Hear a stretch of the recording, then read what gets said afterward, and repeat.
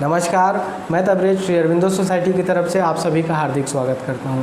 आज हम बात करने जा रहे हैं एनसीईआरटी के कक्षा 4 के चैप्टर नंबर 4.10 के ईवीएस विषय के एक पार्ट जिसका नाम है हु तू तू के बारे में। आज हम इस पार्ट को बताते हुए प्रयोग करने जा रहे हैं इनोवेटिव पाठशाला लेसन प्लान के अंतर्गत प्रयुक्त नवाचार शब्द सागर का। तो आइए इसकी नवीनता और उपयोगिता समझते हैं। विद्यार्थी अपने सहपाठियों के साथ मिलकर पाठ का पुनः अध्ययन करते हुए गतिविधि का आनंद लेते हैं और जिससे उनकी अभिव्यक्ति मुखर होती है और उनकी लेखन शैली भी निर्मित होती है। तो ये थी नवीनता और उपयोगिता। आइए इसके क्रियान्वयन को समझते हैं। इस नवाचार के माध्यम से जिस कंसेप्ट का पुनः अध्ययन किया जाता है वह है विभिन्न प्रकार के खेल एवं वाक्य निर्माण। तो इसके लिए जो पूर्व प्रबंध करने की ज़रूरत होती है वो ये है कि शिक्षक को ये सुनिश्चित करना होता है कि उनके पास एक बॉक्स, रंगीन चार्ट पेपर और पेन उपस्थित है कि नहीं, और फिर ये भी सुनिश्चित करना होता है कि पाठ को पूरी तरीके से पढ़ाया जा चुका है बच्चों को या नहीं, या व्याख्या कराई जा चुकी है कि नहीं। उसके बाद शिक्षक ये सब सुनिश्चित करने के बाद बच्चों को बोलते हैं कि आपको घर जाना है और पढ़ाए हुए गए पाठ से संबंधित शब्दों की पर्ची बनानी है और पर्ची के पीछे आपको नाम लिखना है अपना। उसके बाद बच्चे जाते हैं और दिया गया कार्य करते हैं। उसके बाद दूसरे दिन जब विद्यालय आते हैं तो शिक्षक बच्चों से बोलते हैं कि हम आज आप लोगों के साथ एक खेल खेलने जा रहे हैं, कि आप तैयार हैं? तो बच्चे बोलते हैं कि हाँ। फिर शिक्षक बच्चों को वो बॉक्स, रंगीन चार्ट पेपर और पेन दे देते हैं और बोलते हैं कि इस खेल को खेलने से पहले हमको इसे सजाना होगा, कि आप तैयार हैं? तो बच्चे बोलते हैं हाँ। फिर बच्चे बॉक्स को सजाते हैं, रंगीन चार्ट पेपर उसमें लगाते हैं और शिक्षक बच्चों से उसी बॉक्स में शब्द सागर भी लिखवाते हैं। फिर शिक्षक बच्चों से बोलते हैं कि आप बता सकते हैं कि आज हम कौन सा खेल खेलने जा रहे हैं, ताकि बच्चों की रोचकता बनी रहे। तो बच्चे बोलते हैं कि डिब्बे से जुड़ा हुआ खेल या पता नहीं। फिर शिक्षक बच्चों को बताते हैं कि आज हम जो खेल खेलने जा रहे हैं वो उसका नाम है शब्द सागर।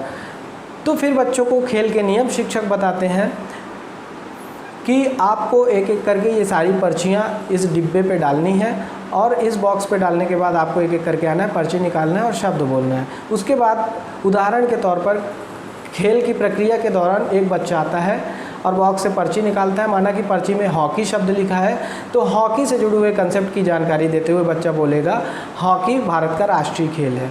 फिर वो बच्चा चला जाता है, दूसरा बच्चा आता है, वो पर्ची निकालता है। माना कि पर्ची में एक शब्द लिखा है क्रिकेट, तो उससे क्रिकेट से जुड़े हुए शब्द की जानकारी देते हुए बच्चा बोलता है क्रिकेट खेल में प्रत्येक टीम में 11-11 खिलाड़ी होते हैं। इस तरीके से एक एक करके सारे बच्चे आते जाते हैं और पाठ में आए कंसेप्ट की जानकारी देते जाते हैं, जिससे बच्चों को दीर्घकालीन तक कंसेप्ट याद रखने में मदद मिलती है। तो ये था नवाचार का क्रियान्वयन। तो आइए जानते हैं कि इस नवाचार के माध्यम से कौन कौन से सीखने के प्रतिफल प्राप्त होते हैं। पहला, सुनी एवं पढ़ी रचनाओं घटनाओं की विषय वस्तु के बारे में बच्चे बातचीत करते हैं, तर्क देते हैं एवं निष्कर्ष निकालते हैं। दूसरा, बच्चे भाषा की बारीकियों को समझते हैं एवं अपनी खुद की भाषा निर्मित करते हैं। तीसरा, बच्चे अपरिचित शब्दों से परिचित होते हैं एवं उनको शब्दकोश से खोजते हैं। तो ये थे सीखने के प्रतिफल। आइए जानते हैं कि शिक्षकों के लिए क्या निर्देश हैं। पहला, प्रस्तुत पाठ को पाठ्यक्रम के अनुसार निर्धारित माह में पढ़ाया जाना चाहिए। दूसरा, इस नवाचार की गतिविधि की अवधि 20 मिनट निर्धारित की गई है। शिक्षक इसे अपने अनुसार बढ़ा या घटा भी सकते हैं। तीसरा, इस नवाचार क्रियान्वयन की अवधि का निर्धारण पीटीआर रेशियो 30:1 को आधार मानकर किया गया है। चौथा, इसमें एनसीएफ 2005 के विशेष उद्देश्यों का भी ध्यान रखा गया है। तो ये थे शिक्षकों के लिए कुछ निर्देश। आइए समझते हैं कि CWSN यानी चिल्ड्रन विथ स्पेशल नीड यानी विशेष आवश्यकता वाले बच्चों को इस नवाचार से क्या लाभ होता है। तो बच्चे जब पाठ में आए हुए नए शब्दों को खोज कर उसे कंसेप्ट से जोड़ते हैं तो उनकी स्मरण क्षमता में भी वृद्धि होती है। तो ये थे CWSN वाले बच्चों को लाभ।